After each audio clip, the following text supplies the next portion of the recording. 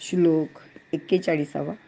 प्राप्य पुण्यकृता लोका नुषित्वा शाश्वती समाः शुचीनां श्रीमतांगेहे योगभ्रष्टोभिजायते.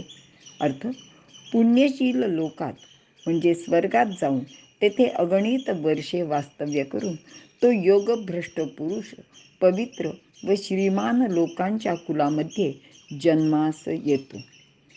विवरण: मागील श्लोकात शुभकर्मे करणारा किंवा कल्याणाची इच्छा करणाऱ्या साधकाच्या साधनेचा नाश होत नाही, तर ते सर्व संस्कार रूपाने पुढील जन्मात तसेच शिल्लक राहतात, असे भगवंतांनी सांगितलेले आहे.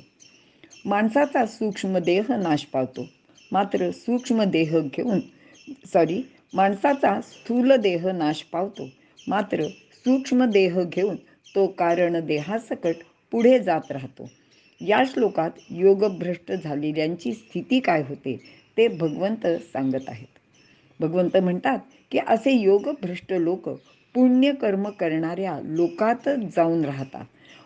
तिथे त्यांना अनेक प्रकारचे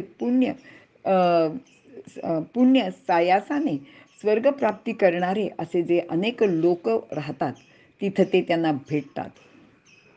आणि अशा ठिकाणी हे योगभ्रष्ट सुद्धा अनेक वर्ष राहू शकतात. म्हणजेच स्वर्गात जाऊन हे असे योगभ्रष्ट झालेले योगी लोक राहतात.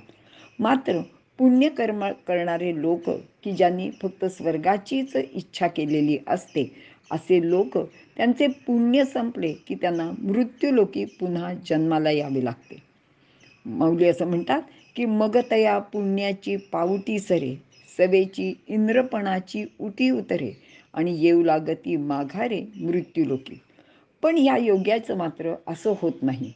तो त्याच्या इच्छेनुसार त्याला जितकी वर्ष हवी तितकी वर्ष तिथे राहू शकतो. म्हणून ज्ञानदेव म्हणतात, कारण त्यांना की स्वर्गसुखाची अजिबात इच्छा नसते, त्याची त्यांना आवडसुद्धा नसते. आणि त्यांना तर असं वाटत असतं की ऐसा दिवी भोग भोगिता सांग काटाळे मन, की असे हे स्वर्गसुख भोगताना त्यांना अतिशय कंटाळा येतो. कारण की त्यांना ह्या सगळ्या गोष्टीची कधी गरजच वाटत नाही.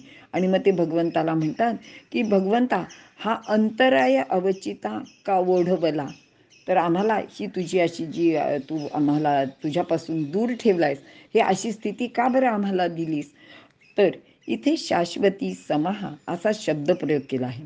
शाश्वत म्हणजे कायमचे, शाश्वत म्हणजे पुण्यकाळ, अनंतकाळ असाही एक अर्थ आहे. तो तेथे अनेक वर्ष राहतो, मग तो त्याचे इच्छेनुसार पुन्हा मृत्यूलोकी जन्म घेतो. मात्र हा जन्म चांगल्या शुद्ध आचरण करणाऱ्या श्रीमंत, म्हणजे पैशाने श्रीमंत नाही तर आचरणाने श्रीमंत असलेल्या माणसाचे घरी होतो. त्याला अगदी लहानपणापासूनच सर्व प्रकारची सुखे सुद्धा प्राप्त होतात. तर इथे सर्व श्रीमंत कुळात जन्मलेले योगभ्रष्ट आहेत असे समजू नये, तर शुद्ध आचरण करणे ही फार महत्त्वाची गोष्ट आहे.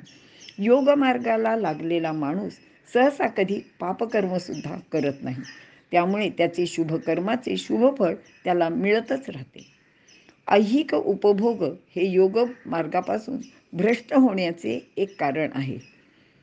यामुळेच अशा उपभोगात साधक गुरफटला तर तो ब्रह्माकडे जाण्याचा मार्ग सोडून देतो. परंतु पूर्वीच्या साधनेचे फळ त्याच्याजवळ शिल्लक असते. मग कालांतराने तो पुन्हा योगमार्गाकडे वळतो. मात्र त्याने तसे केले नाही तर ते कर्म करून तो अधोगतीलाच जाऊ लागतो. शिवाय एखाद्या योगभ्रष्टाला ऐहिक संपत्ती वगळून इतर वासना शिल्लक असेल तर ती पूर्ण होईल अशा ठिकाणी त्याला जन्म मिळतो. उदाहरणार्थ, एखादा चांगला चित्रकार, गायक, शूरवीर पुरुष, प्रतिभावान लेखक इत्यादी हे जे गुण आहेत ते त्याचे ठिकाणी जन्मजातच असतात असे आपल्याला दिसून येते. आणि असे हे सर्व जन्मजात गुण पाहिले की अगदी लहानपणापासून ही माणसं खूप वेगळी असतात, तर तेव्हा आपल्यासारख्यांना आश्चर्य वाटते. पण त्याचे हे कारण आहे की ते मागील जन्मातले योगी असे साधक आहेत. इथे आपण थांबूया.